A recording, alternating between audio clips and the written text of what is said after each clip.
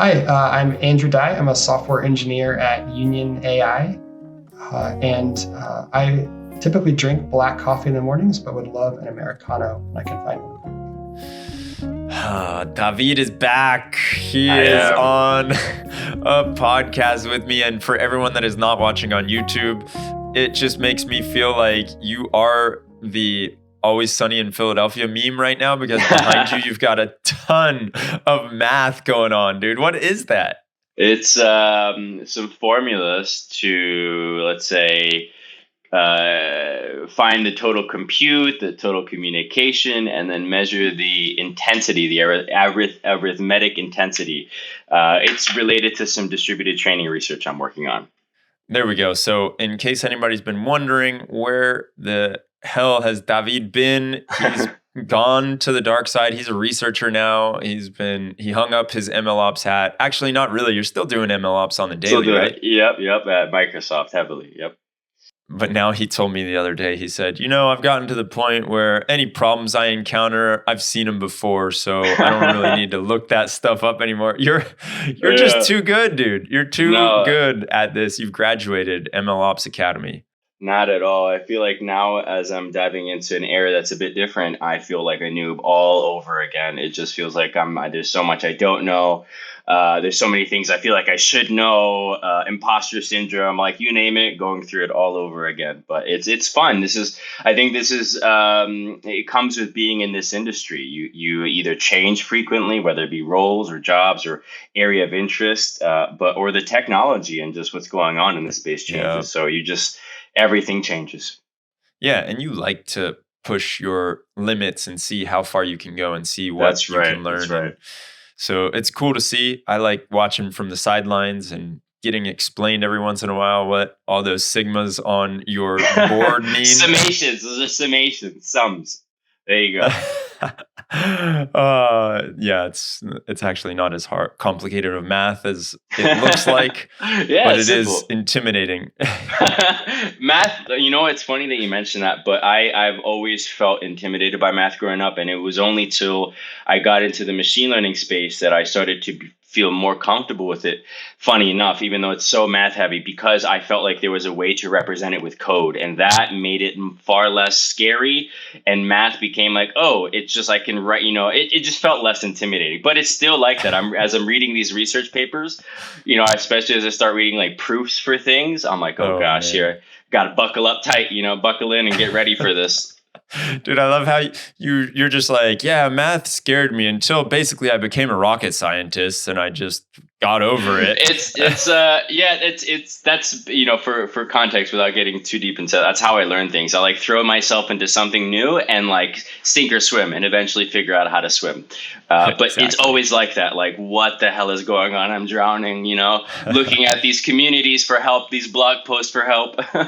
There you go. Well, we did not just talk to each other for this whole hour. We actually had a guest on.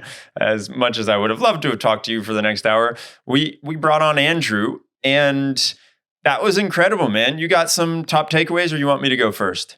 Why don't you go? Why don't you go start with that? All right. So I love how Andrew, and when we introduced you to him, you talked about what you were working on. You told him about those drawings behind you, and he was like, oh yeah, that's funny because I work just a level below what you're working on right now. And so you all were able to bond, I feel like, on how there was some similarities, but it wasn't like you overlapped that much. And so the problems that he's working on at that very low level, I think we don't necessarily hear them that much on this podcast, and they're still very valid. He, as I mentioned at the end of this, it's like he had his experience at Microsoft working on HoloLens. He then went to Meta, and both of those were incredible scale. And now he's working at Union, which is also production ready, bulletproof, and they have to be able to put up some serious scale. I know that Spotify's using them. So he was able to give us his take on why and what you need to keep in mind when you are working at these low levels, and why it's so important when you are a machine learning engineer, and how the two can play together nicely. Yeah, and I also like that, he is a good example of, I think, many MLOps practitioners who come into the field from someplace else. He has this great experience as a systems engineer doing low level sort of work, and then we're going kind of up the stack, and able to bring those first principles, like you said, and able to apply them to a product that is what the users interact with. I think that's super interesting, is super challenging. But as we're in the MLOps community, this is a space that's always changing. We're always learning new things about it. So it's encouraging, I think, to hear from someone that was not pure MLOps, became someone that's heavily working in the space, and just hearing how their learning experience was and how challenging it was. Also, how honest, I really like how honest he was about how much you depend upon others. I think that's something that we often don't talk about, but you don't hear about how many people you learn something from, and the person that, like, if they hadn't told you that, you wouldn't be able to finish something. There's a ton of that I think happens in the workplace, like that one coworker that holds you down. But it's like that, I think, in this space, because most MLOps teams are formed using existing people and existing kind of engineers, and more often than not, you have to blend these various kind of disciplines, and it works well when there's a common goal, right? Which is what we're hearing. A tool like UnionAI is. It forces these various disciplines to work together for a common objective, and I think it's really cool to hear. Yeah, and it was that also journey. awesome when he started talking about the abstractions and how they're thinking through abstractions, because that is something that I know so many people think through.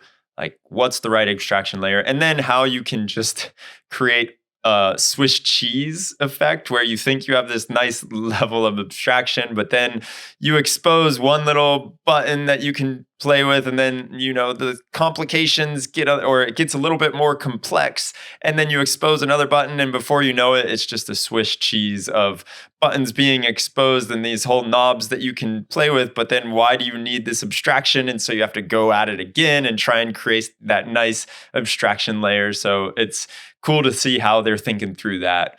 Let's get into this conversation with Andrew, and huge shout out to the sponsors of this episode, UnionML, UnionAI. So let's get into this conversation with Andrew, and hope you all enjoy.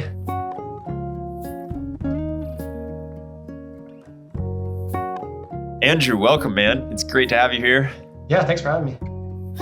Dude, so just give us the breakdown. I love the background you have. I think you've got one of this experience that is super vital in the MLOps space. I know we were just talking about this before we hit record, but you are playing at a low level. We're going to get all into that and why that is so important for the tools that you're working on right now and the tools that you've worked on in the past. Right now, you're currently at Union. I know you were at Meta before that.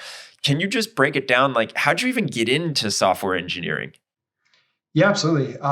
Yeah, I think like out of the gate, like I'm a complete MLOps outsider here. In 2014, I started working on HoloLens. For those not familiar, it was an AR headset at Microsoft. And this was really my first kind of bumping into the ML space. I was a low-level systems engineer. I was working on custom silicon, sitting between really state-of-the-art hardware to do real-time tracking for AR, and then complex algorithms to make that all happen, and then do a bunch of cool experiences on top. And I'm sitting in between. I know nothing about either layer above or below me, but working on this chip that is use custom silicon with a custom instruction set that we're using to do real-time positional tracking, and just getting to like really at that layer, like learn the complexities there, but like understand that the abstractions we're building and all this complexity that's happening at the hardware layer is really empowering these really awesome like positional experiences, real-time positional experiences above.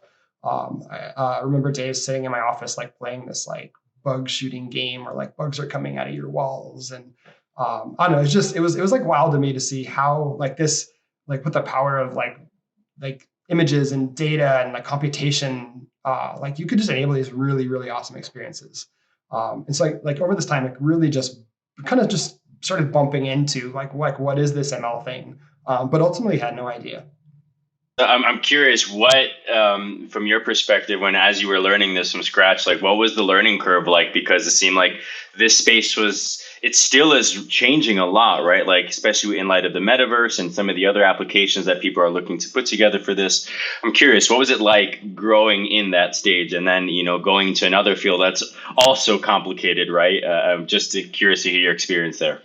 Yeah, I mean, it was really just putting myself in collaborating with experts around me, right? It's just learning from others and just soaking up every information I can. That was the case in this low level systems firmware role that I had, and then in 2017 when I joined Meta, and switched gears a bit and focused on more like ML space, which we can kind of speak to.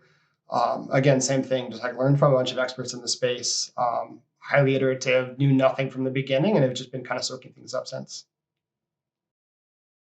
I think that's definitely a common experience. And maybe just to kind of segue into your experience at Meta, how did you get into the ML space coming from the systems kind of low level firmware space? How did you bridge that gap?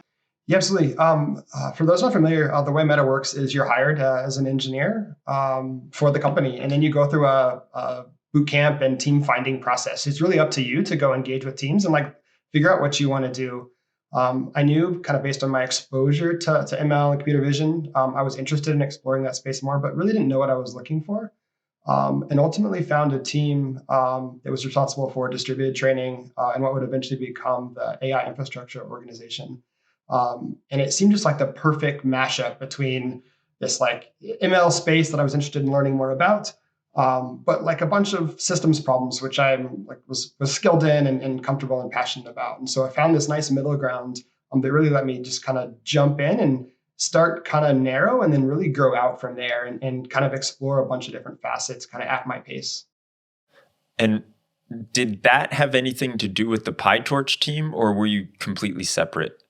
Yeah, at this point, I think so I joined early 2017. I think at this point, PyTorch had been released, but it was part of the research organization. At that point, we were using in the production space, we're using Cafe 2.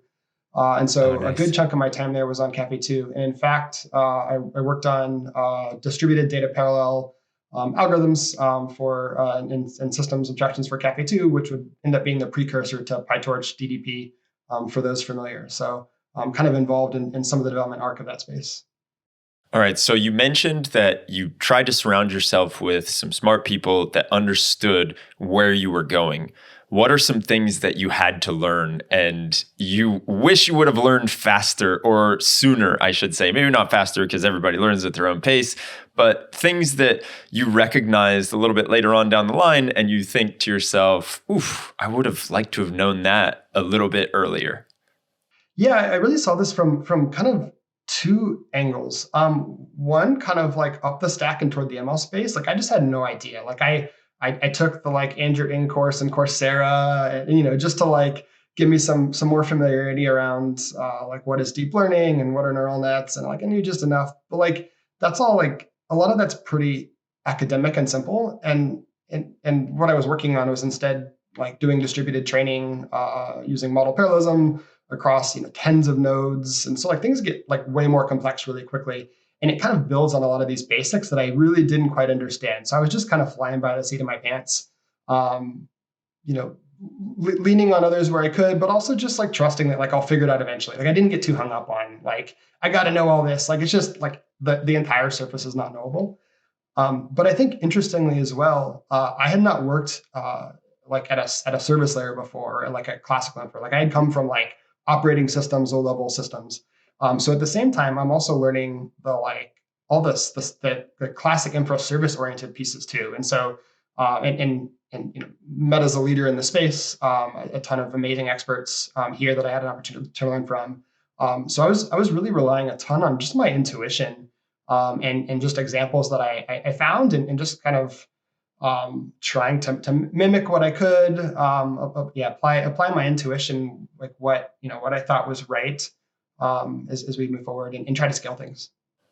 And there is one other thing that I was thinking about, and it was around the type of scale that you were working with. Can you tell us the size of not only in with the HoloLens, which by the way, I still haven't tried a HoloLens, and ever since 2014 or since I like started seeing it, I was like, this is the future. Wow, this is crazy. I'm so excited for it. And I have not gotten my hands on that. So I don't know if that says more about it not being the future or me just like not being super into tech or I'm not as into it as I thought I was. But I swear it's going to be really cool when we start doing that more and it's more intertwined in our daily life. That being set aside, that's a little bit of a tangent. But when you're looking at the scale of what you were doing with HoloLens, and then when you're looking at the scale of what you were doing at Meta, can you give us a little bit of a breakdown on that? Yeah, the problems were really different. With HoloLens, you're doing a bunch of local processing, right? And so it's and latencies are just extremely critical for those using VR before. Like it's really critical to get your like positional updates down so you can update the renderings. And so you're talking about optimizing latency at all sorts of layers. The silicon, the chip we were working on had a number of cores, and we did like explicit cache management to pass messages across cores to just avoid any sort of latencies. Like just really interesting problems to like squeeze out and optimize pieces. But at Meta, things were all like scale in a more classic sense of like just more data, bigger models, like just larger, more complexity, more compute. And there's just a whole bunch of interesting problems that arise in that space. To just kind of like to try to like to kind of put some context on the scale. When I first joined Meta in 2017, I had an opportunity to work kind of very tangentially on a paper at the time, which was training the ImageNet 1K data set in an hour, which was state of the art at the time. I had not worked in the academic research space. Like I was working on some fault tolerance features to move that project forward. But that was 256 GPUs, I think P100s, if I recall. It was just a super interesting project and a very like practical way for me to apply the like distributed learnings I was building, the fault tolerance mechanisms I was working on to like, oh, like here's how it actually maps to the researcher who's like leveraging this, right? Like at the end of the day, like the like investing in like reliability in these things are like cool from like a computer science standpoint. But the end goal is like to like train this model, and like all of the like system stuff is like a means to an end. I think that's a great point. That first off, there's a lot of what you said that I can relate to, just like figuring things out, learning from the people around you. But I would love to dive into some of the things you said with respect to the work that you're doing at Meta. With the distributed training. So at the time, right, the early days, I think you said that when you started, right, this is when transformers started little by little kind of creeping into the space and models started getting bigger and bigger. And then it became not only the cool thing to do, but a necessity, right, to distribute these models across multiple devices. Can you just, from your perspective, as you started working on this stuff, what was it like adapting to that trend, especially as you're like building out this infrastructure, and what were some of the challenges that you faced there? We can probably dive a lot deeper there, but yeah, just at a high level. Yeah, there's a bunch of different dimensions to speak to here, but I think like one interesting one that I'm sure you can relate to is really just around like scheduling and resource constraints. Like how do you like even in Meta, like we were constrained in terms of how much GPUs we could get access to. How do you schedule fairly so that someone who wants to train a really big training job that wants tons of GPUs, like how do you optimize their use? You don't want to hold back the resources, wait till they run until enough are available, because then you end up wasting the resource into like the net efficiency of the cluster. And so like there's a bunch of interesting scheduling algorithms around like, okay, like let's let the small jobs train for a bit, but then like let the big guy come in when enough is ready. And like, but that requires a bunch of like cooperation with the training stack to make sure you don't like waste progress. There's like just a bunch of interesting like cascading fallout from not only just scale but like the heterogeneity of the workloads. And it's important to have like systems that like anticipate this heterogeneity. Like in isolation, like some of these problems are like they're kind of one note. Like there's one like set of configurations that are strung through them. But like once you're looking at like a basket of these things, and there's all these different constraints we're optimizing for around scheduling, and like what are the like what are the like network behaviors? Where should you locate these things? Like, where's the data? There's just a bunch of interesting problems in this space. It sounds like it's so messy, it's hard to keep track of, right? Especially from a reliability standpoint. You were already getting into what are some things that you did to manage I guess, the huge search space? There's so many parameters you could tune, right? So many things that could mess it up. How did you work together, especially as a large team, to isolate those things that were happening, to at least understand, hey, this is where the issue is versus not there? Because that even just that alone is sometimes really difficult, right? Just to identify that it's happening at this layer, not at that layer, even though the symptoms may seem like it's happening somewhere else. Yeah, this sounds really obvious in retrospect, but like anticipating failures and behavioral patterns and instrumenting those and then logging them is like paramount. And it's really hard in the ML space because the space moves so quickly and you're just trying out new ideas and then throwing them away and then trying something else out. It's really hard to find the point at which it's worth investing in instrumentation or like visibility or tests or whatever, right? But like then you can kind of get stuck in this like loop of like, oh, like then you're just like iterating and you have to go back to the beginning because you can't actually like diagnose a particular problem. And so leveraging tools that are able to like put like observability and like failure notion kind of front and center and provides like hooks and ways to dig in is really important. And then you have to like plan for it, and especially at the info layer where things are a little bit more stable. Ensuring that you're investing in observability, that you can derive patterns from runs without needing to like iterate to like learn what went wrong and like what do you want to do next is really important. I think the other piece to add here too is that there's opportunities to look at patterns like across workloads as well. I think like one of the biases that I observed was a desire to look at like single workload logs as opposed to trends in like time series data of a particular job over time, or look at like across jobs, like how is this one an outlier? Like what's different about it? Or like, are the network latencies lower? Why is that? What can we reason about at the data center? And I think I think taking a step back and zooming out of the logs of a particular job and trying to understand kind of like wider execution patterns can be really helpful.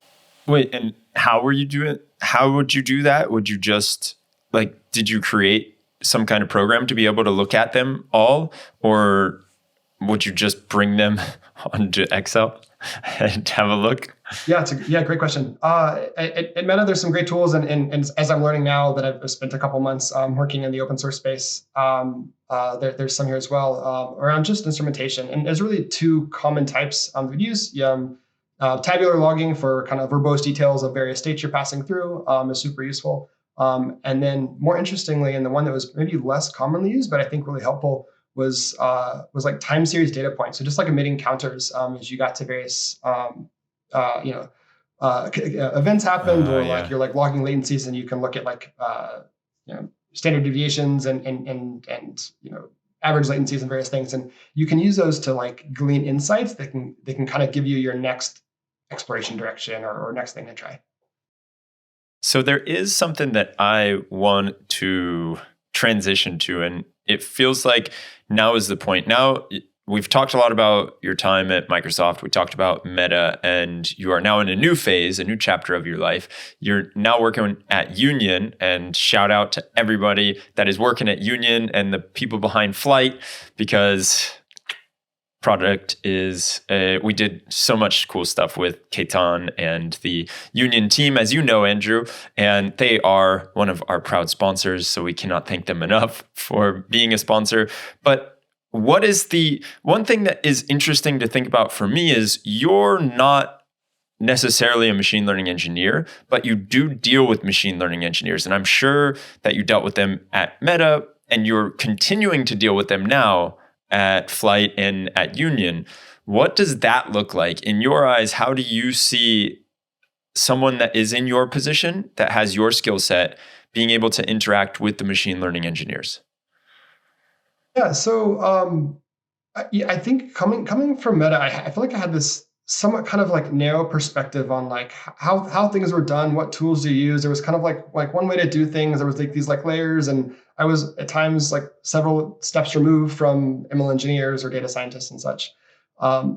earlier this year when I started engaging with the wider ML ecosystem and companies in the space, and then ultimately connected with Union, I was just amazed at the community and actually how a lot of the like XFN roles and people that like the different personas working in the space, whether they're low level systems engineers or they're MLOps folks or ML engineers or folks really are like engage all together and are like really working like very collaboratively. I think that is really well embodied in Flyte's community. It's really awesome to see the number of companies that have adopted Flyte and the conversations happening in the Slack channel around like here's the the scenarios we're looking to enable. Is this some how can Flyte support this? How can we contribute to make Flyte better to accommodate these kind of scenarios? I think just like I think bridging the gap through communication is really powerful because I think it lets each side kind of understand the perspectives of the other and like what are the challenges in the space or what's important, how do you prioritize? And then I think the other interesting piece about Flyte in particular is that like the tool itself facilitates this kind of like collaboration where you can have different teams and personas building different parts of an orchestration pipeline, and they all get kind of stitched together, and then can interact. So someone can it's some maybe data input for a pipeline that's been like curated by someone deeply familiar with data and familiar with like features and such, and then someone else who's like optimizing the like performance and behaviors at a lower level of the training step or various steps in the pipeline. And the tool kind of becomes this medium to actually facilitate that communication. That's really interesting. Like, I kind of am thinking about like these ML infra teams or MLOps teams that kind of form like that, right? It's like, it's lots of different skills working together for a common goal. And it's the working together towards that common goal that makes it MLOps, not the things individually, right? By themselves, they're kind of separate, but once they're put together working on a common product or for a common goal, it becomes, I guess, the kind of same space. And it seems like you can get away with not knowing everything when you have a strong team to count on and bounce ideas off of, or maybe this other person has this area of expertise and maybe you have this expertise. So you need this kind of broad coverage of the sort of skill sets that you would need to manage these things. Do you feel like that's still the case, or is the tooling space changing so much that now that may change? It feels like, like kind of what we were saying, that the tools or the goals are working toward form this kind of unique space. But if the tooling is changing, will that also change the roles and the responsibilities of these individuals? I'm curious what your take on that is. Yeah, I think we still have a lot to observe here, and I think things will continue to evolve. I think the jury's still out. I think that the pace will continue to be really rapid. I think from a tooling perspective, it's important to be opinionated on some pieces, and maybe like less opinionated on others, where things are like less less cauterized, and it's it's not clear where we're going to end up. And I think that like looking at something like Flyte, we see this where like Flyte puts like strong typing front and center. Like that is an opinion that the tool has. And now that becomes this constraint that all of the players have to operate in, right? And actually becomes the like in some form the language that like they're speaking and interacting through. But as an orchestration tool, Flyte is also unopinionated on like how you get a task done, and it actually is highly extensible and supports a variety of plugins to interop with various tools, whether they're like legacy tools that you may be using at your company, or maybe some future tool that isn't invented yet. It's like it's built to work well with these. And I think as this ecosystem evolves and as you're noting the roles folks play, I think it in particular will naturally fit in with those.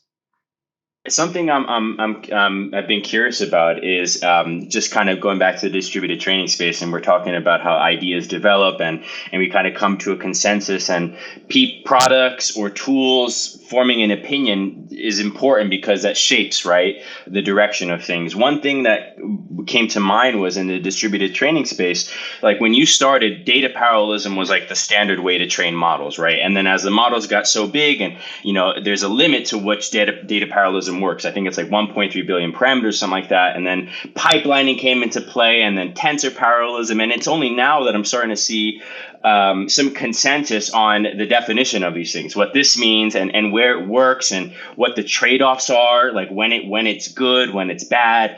I just want to chat about that because it seems like this happens a lot. Like it takes a while for there to be a consensus on what something means. But I find that that's pretty challenging, especially when you're learning about the space, right? And you're trying to I guess develop some sort of expertise. It feels like you're it's like a moving target, so to speak.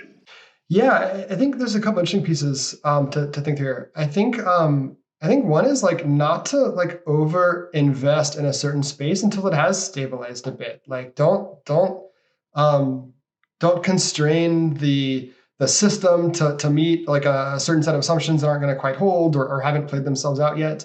I think that's also as important as you think about abstractions. Like it's critically important that when building on top of these very complex systems that are orchestrating complex workloads, managing data and all these various scenarios, that ML engineers and researchers and such are working at higher layers of abstraction. Don't have to like really reason about this, but getting those abstractions right is really, really difficult.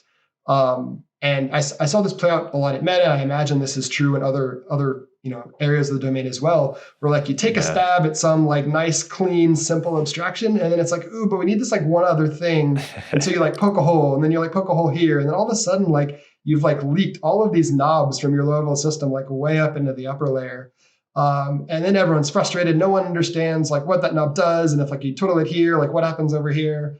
And so you end up like throwing it away and like standing up a new thing. And so I think some of that, you kind of have to accept, but I think it's also really important to be super intentional about like what layers of abstraction you expose, how you expose them, and when you jump to a lower layer in the stack. And I think as part of this, like there is no one size fits all. Like there is so many use cases and reasons for operating at different layers. Trying to build one size fits all is probably like a fatal goal. But being intentional when building tooling and abstractions of like who you're targeting, what capabilities do you want to offer, and then when is it an appropriate time to work at a different layer of the stack? Yeah, that's such a good point, man. Yeah, and I think I'm curious, the kind of leading into what you're doing at Union right now. I'm curious what sort of abstractions make sense now, given what you're working on. Where do you see opportunities to improve those abstractions? And I see this also related to like, I'm learning how to do research now at grad school, and a big thing I'm learning is framing the problem is the most is like almost the most challenging part. Just like what is it that you're trying to actually do? There's lots of solutions out there, kind of in search of a problem. But finding the right problem to work on seems really related to framing or the right abstraction, right, that you would use to solve some solution. So I'm curious at Union, what sort of work are you guys doing there? What sort of abstractions are you guys building? Yeah, absolutely. Yeah. So there's a couple things we're investing in this space. One is UnionML, which is a layer built on top of Flyte and Flyte Kit that offers a higher level abstraction to like really easily instantiate a model, instantiate a server to do inference on. It's like an awesome way to get started extremely quickly. It's fantastic. I think another dimension that Union in particular is focused on is removing more of the infrastructure management burden from teams. Like Flyte itself is an amazing tool, but it's a production grade system that has to be deployed and managed and configured, and there's a bunch of knobs. And for companies that are like equipped and prepared to take that on, it's super powerful. But for a lot of companies, like the skill set that folks have, they don't want to manage infrastructure. They really want to just get started and iterate and ideate and experiment. At Union, we're doing what we can, starting with Union Cloud, to get folks started as fast as they can and remove all of that burden. There's a Flyte cluster running. You can hit it, execute your workloads. You don't have to worry about managing them, and it's available to you. Well, there is another piece that I was thinking about, and this goes back to when Ketan's been on here. I've loved learning from him. He mentioned before the last time he was on here how when you're doing machine learning, you can easily get into some kind of DAG hell. And at the beginning, everything looks good. And then after a year or so, it's just a mess. And that complexity can spike and it can grow exponentially. One piece that I was thinking about with what you were talking about in Union is you're able, and not just you, but the whole Union team is really working at such a low level for scale. And like you said, for this production level, what do you feel like you compare yourself to? Because I know there are a few other tools out there that are doing this, but do you feel like you are like who when you look around and you say, what are the other tools that are doing what we're doing, without saying like, oh, nobody is because we're the best and nobody can touch us, obviously, like who do you compare yourself to? Yeah, so I think it's important to think through the journey of someone ideating and ultimately productionizing their workload. It's really easy to start with some simple tooling and a simple space, maybe just some like scripts and a notebook, and you can kind of like get everything kind of running locally. And to Ken's point, like, then maybe you kind of like turn these into like a little like mini DAG, and then it's like just a little bit of like YAML app to go like stitch a couple things together, and then like quickly it snowballs, and all of a sudden like it's like, whoa, what did I build? What am I managing here? I'm in particular new to a lot of the tooling here. This is actually the first time I've used Kubernetes, and so like I'm learning a ton here, and I, as an infrastructure engineer, I'm like, whoa, this is complicated. I can't imagine like a data scientist or an ML engineer having to like think through a lot of these like pieces and configuration. And so I think for me, as I think about what Flyte offers and like what Union is focused on, is around getting the engineer from early idea to production seamlessly. So it's working. It's a tool that you can start and do several things. You can run locally. You can iterate.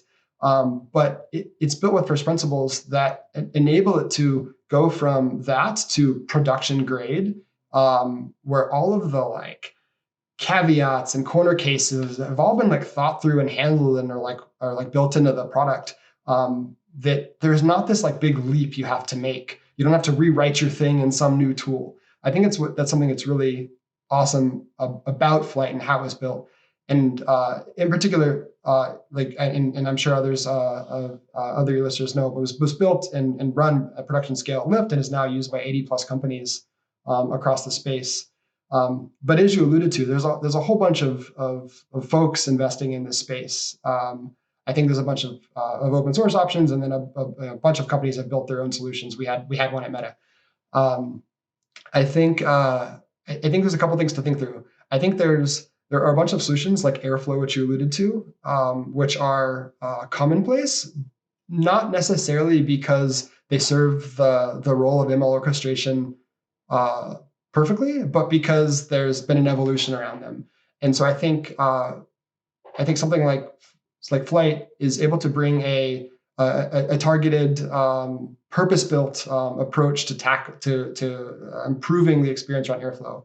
But then looking at the ML space, there's a bunch of players in the space. I think Kubeflow is probably maybe the most prominent one of these. But again, I think the jury's out here. I think there's a lot to be figured out. And at the end of the day, the system that supports complexity, handles, is highly reliable, is efficient and performant, but also provides like a nice highly iterable abstraction for folks on top is the one that will win. It's a really good answer. You mentioned that the principles often form these things, like from your experience in the distributed training space and with the AI infrastructure at Meta. What are some of those principles that you learned from that experience specifically that you think can be brought into a tool like Union to improve it? Because I feel like the distributed training space is like HPC mixed in with deep learning, right? And a lot of the learnings from systems engineering, right, is applied to the specific context of deep learning or machine learning. But what are some of the general principles that are really useful there that you see being applied to a tool like Union, so that it's kind of like the users of this are forced to use those principles or those best practices, so to speak? Yeah, I think a couple of examples that exist today, and I think there's opportunities to extend upon these, are one around like version management, repeatability, and cacheability within Flyte. This is something that we had in the orchestration system at Meta. I think I kind of took it for granted, or it seemed obvious as desirable. And when chatting with Keitan and others at Union, when I first met them, like this is one of the first things they brought up, which is like, this is super powerful. ML is highly iterative. Like we should be reusing steps along the way. We shouldn't expect to run beginning to end, full stop. We need to go back and like rerun this piece or try something new here. And so building this in, baking this into the product and the way that you actually build a pipeline, I think it's really cool. And not only was there forethought in doing this, the way Keitan spoke to this was like, oh yeah, like of course we would have this. Like, why would you do this any other way? Like, why would people not leverage this? And interestingly, it's not something that I saw leveraged as broadly at my time at Meta. And so I think I think that the team at Union is really a couple steps ahead here. And I think a lot of this is based on their experience working at Lyft and productionizing workloads there. I think there's a whole bunch of features that exist today in the product and that I think will pull into the product over time that users don't even know how powerful it is yet and don't even know what they will need when they move from this like an idea phase to production grade, larger scale, dealing with some of these problems. Yeah, that's one thing that I love. When we talked a few days ago, you didn't say this, but what I interpreted was you coming in and saying, look, I've seen the future and I know what's coming. So we're going to try and prepare Union and Flyte for that future because it's inevitable. When you get to a larger scale, you're going to hit some of these hiccups and these challenges. Yeah, I can speak to like an interesting example that we faced while I was at Meta. As soon as you're training on tens or hundreds of machines concurrently as part of like a single like step of a pipeline, you just have a whole bunch of problems around like fault tolerance. Like, how do you make forward progress when like you have certain types of failure rates or even like planned outages? So, for instance, when we think about how do you roll out like host updates, like firmware updates or like driver updates to a set of machines. If you now imagine that you want to complete this like rollout across the fleet in some time, but you have like these jobs that are running on tens or hundreds of machines, you now have to interrupt them to roll this out. But if you interrupt them independently, you're not interrupting that job tens or hundreds of times. If you're not like aware of what is this job doing? These nodes are all like interconnected. We need to like plan for this. How do we cooperatively make sure that we're like, getting to some saved checkpointed state before we then interrupt the job so that we don't throw away a bunch of GPU compute hours worth of work. There's a bunch of interesting complex problems here. I don't know if this is something that users of Flyte have run into yet. And I think there's lots of opportunities for these kind of things as like compute scales up. And jobs just become bigger and more advanced use cases are leveraged. One kind of like super specific question, but I'm curious because I was working on it. My last company is checkpointing. So like you mentioned, these really long running training jobs, you do not want them to fail. You want it, and if they do, hopefully restart from that checkpoint that did fail.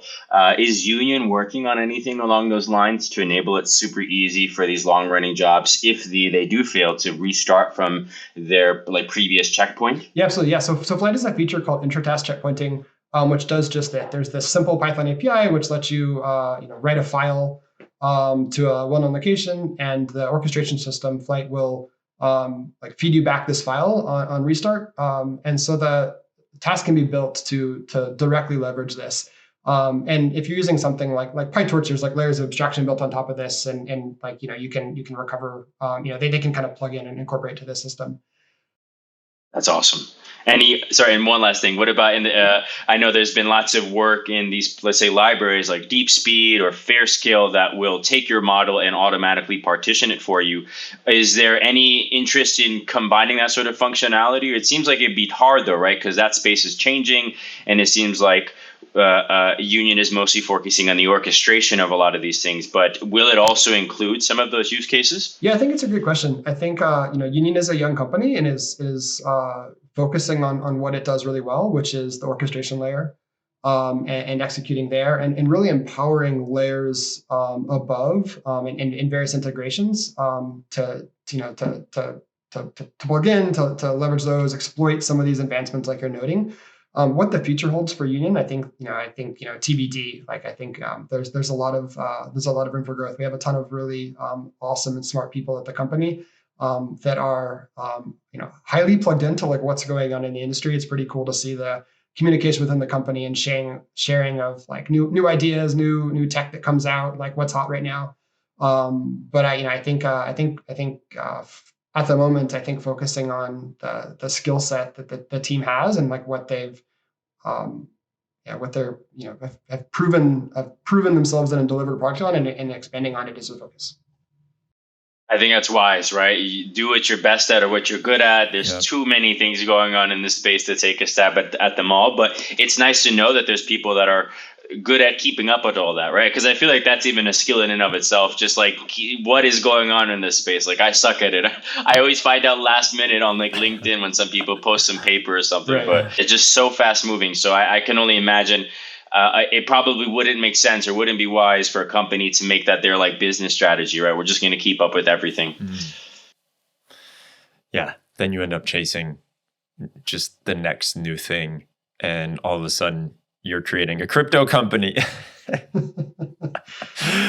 Anyways, man, Andrew, anything that you would have liked us to ask you that we didn't get to? I think we really covered a ton here. This has been an awesome conversation. Yeah, I really enjoyed it. I'm looking forward to seeing what comes out of Union, and hopefully we can have another podcast with you in the future where you will let us know exactly what you guys are up to. Yep. Really looking forward to that. Awesome. Yeah, thank you so much, guys. Sweet, man. Take care.